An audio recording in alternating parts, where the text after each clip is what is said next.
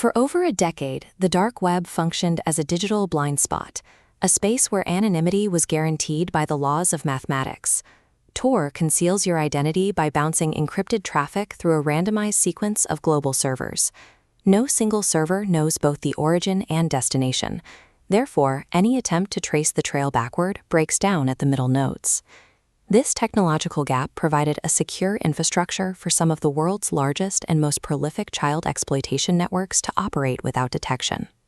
In 2017, investigators managed to shut down Elysium, a massive platform that had successfully hosted 87,000 members. However, this wasn't a digital breakthrough. Police only succeeded because the platform's administrator made a real-world mistake by hosting the physical server inside a German auto repair shop.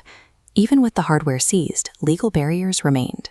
Strict German telecommunications and secrecy laws prevented the use of automated databases to quickly cross-reference and identify the victims in the files. This outcome provided a blueprint for other operators. It suggested that as long as they avoided physical errors in the real world, their digital presence would remain effectively invisible to law enforcement. That theory held until 2021, with the rise of Boys Town. Managed by an administrator known as Phantom, the network grew to over 400,000 registered users. Unlike those before him, Phantom operated with perfect physical security, relying entirely on Tor's routing protocol to stay hidden. Investigators bypassed encryption by analyzing traffic patterns. Using timing analysis, they measured packet sizes and timestamps entering Tor, matching them to identical packets exiting. This IP catching forced Telefonica to monitor a German entry node, capturing the user's true origin IP. By combining these data points, investigators linked Phantom to a real identity, leading to a direct arrest by the German Federal Criminal Police Office.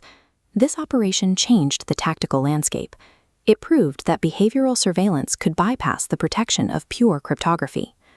Over the following years, law enforcement shifted from hunting individual administrators to executing global automated interdictions. In March 2025, authorities seized the KidFlix platform.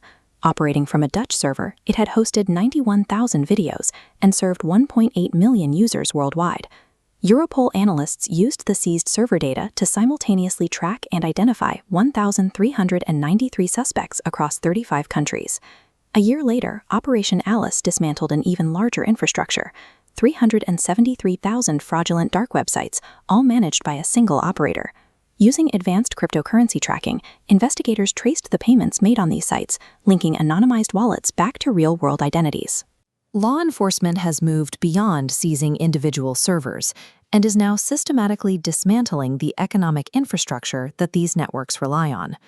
This scale of intervention resulted in over 80% of all known illicit sites on the dark web falling under the direct control of Bavarian authorities. But this capability has sparked a debate over digital rights. Metadata harvesting techniques like IP catching exist in a controversial gray area of privacy law. Critics warn that the same methods used to unmask criminals could be used by authoritarian regimes to identify journalists, activists, and dissidents. For now, the immediate result of this technological shift is a wave of global arrests and significant prison sentences for those who once felt untouchable. While the debate over surveillance will continue, these forensics have exposed networks that were once considered invisible and led to the direct rescue of dozens of exploited children.